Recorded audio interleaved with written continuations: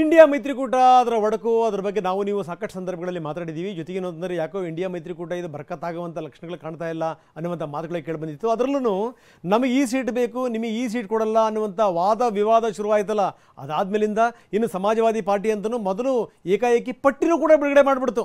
ಅದಾದಮೇಲಿಂದ ಮುಗದೇ ಹೋಯಿತು ಅಂತ ಇದನ್ನು ಬಣ್ಣಿಸಲಾಗಿತ್ತು. ಅಂತೂ ಇಂತೂ ಸಮಾಜವಾದಿ ಪಾರ್ಟಿ ಜೊತೆಗೆ ಏನೇನು ಗೊಂದಲ ಇತ್ತು ಅದನ್ನು ಕಾಂಗ್ರೆಸ್ ಈಗ ಬಗೆಹರಿಸಿಕೊಂಡಿದೆ. ಇನ್ನು ಆಮ್ ಆದ್ಮಿ ಪಾರ್ಟಿ ಜೊತೆಗೂ ಕೂಡ ಸೀಟು ಹಂಚಿಕೆ ವಿಚಾರಕ್ಕೆ ಸಂಬಂಧಪಟ್ಟಂಗೆ ಫೈನಲ್ ಮಾಡಿದೆ.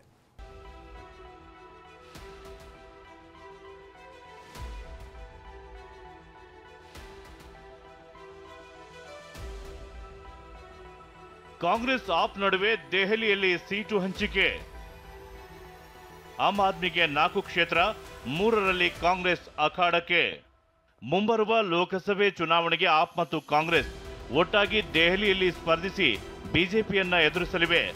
ದೆಹಲಿಯಲ್ಲಿ ಒಟ್ಟು 7 ಲೋಕಸಭಾ ಕ್ಷೇತ್ರಗಳಿವೆ. ಇದರಲ್ಲಿ ಆಪ್ 4 ಕ್ಷೇತ್ರ ಮತ್ತು ಕಾಂಗ್ರೆಸ್ 3 ಕ್ಷೇತ್ರಗಳಲ್ಲಿ ಸ್ಪರ್ಧಿಸಲಿವೆ. ಕಾಂಗ್ರೆಸ್ಗೆ 3 ಸ್ಥಾನ ಬಿಡಲು ಎಎಪಿ ಸಮ್ಮತಿಸಿದ್ದು ಅಂತಿಮ ಘೋಷಣೆ ಮಾತ್ರ ಬಾಕಿ ಉಳಿದಿದೆ. ದೆಹಲಿಯಲ್ಲಿ ಒಟ್ಟಿಗೆ ಬಿಜೆಪಿ ಎದುರಿಸಿದ್ರು, ಪಂಜಾಬ್ನಲ್ಲಿ ಮಾತ್ರ ಪ್ರತ್ಯೇಕವಾಗಿ ಸ್ಪರ್ಧಿಸಲಿವೆ. ದೆಹಲಿಯಲ್ಲಿ ಮೈತ್ರಿ ಒಪ್ಪಂದದಂತೆ ಆಪ್ ಬೇರೆ ರಾಜ್ಯಗಳಲ್ಲಿಯೂ ಸೀಟು ನೀಡಲು ಕಾಂಗ್ರೆಸ್ಗೆ ಬೇಡಿಕೆ ಇಟ್ಟಿದೆ. ಹರಿಯಾಣದಲ್ಲಿ 1, ಗುಜರಾತ್ನಲ್ಲಿ 2 ಮತ್ತು ಅಸ್ಸಾಂನಲ್ಲಿ 1 ಕ್ಷೇತ್ರದ ಬೇಡಿಕೆ ಇಟ್ಟಿದೆ. ಬಹುತೇಕ ಸೀಟು ಹಂಚಿಕೆ ಫೈನಲ್ ಆಗಲಿದೆ. ಇನ್ನು ಚಂಡೀಗಢ ಕ್ಷೇತ್ರವನ್ನ ಕಾಂಗ್ರೆಸ್ಗೆ ಬಿಡಲು ಕೇಜ್ರಿವಾಲ್ ಪಾರ್ಟಿ ನಿರ್ಧರಿಸಿದೆ.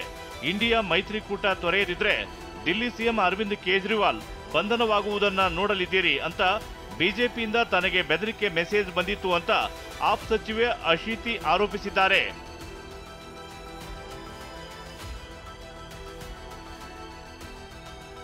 ಭಾರತ್ ಜೋಡೋ ಯಾತ್ರೆಗೆ ಅಖಿಲೇಶ್ ಯಾದವ್ ಸಾಥ್. ಯುಪಿನಲ್ಲಿ ಕಾಂಗ್ರೆಸ್ ಜೊತೆಗಿನ ಸೀಟು ಹಂಚಿಕೆಯ ಬಳಿಕ ಈಗ ಎಸ್ಪಿ ಮುಖ್ಯಸ್ಥ ಅಖಿಲೇಶ್ ಫೆಬ್ರವರಿ 25ರಂದು ಆಗ್ರಾದಲ್ಲಿ ನ್ಯಾಯಯಾತ್ರೆ ಸೇರಲಿದ್ದಾರೆ. ಅಖಿಲೇಶ್ಗೆ ಕೈ ನಾಯಕಿ ಪ್ರಿಯಾಂಕಾ ಗಾಂಧಿ ಫೋನ್ ಮಾಡಿದ್ರಿಂದ ಸೀಟು ಹಂಚಿಕೆ ಮಾತುಕತೆ ಫಲಪ್ರದವಾಗಿದೆ.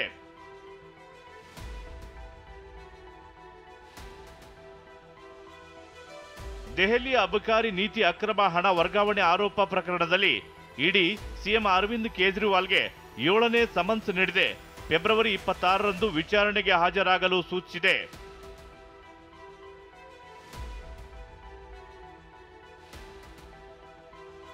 ಅಮೇಥಿಯಲ್ಲಿ ಗೃಹ ಪ್ರವೇಶ, ಸಚಿವೆ ಸ್ಮೃತಿ ಎಲೆಕ್ಷನ್ ತಾಲೀಮು.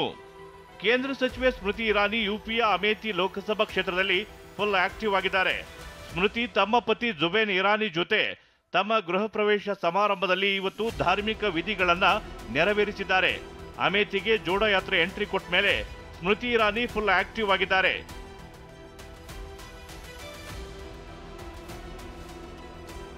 ಹರೀಶ್, TV9, ನವದೆಹಲಿ.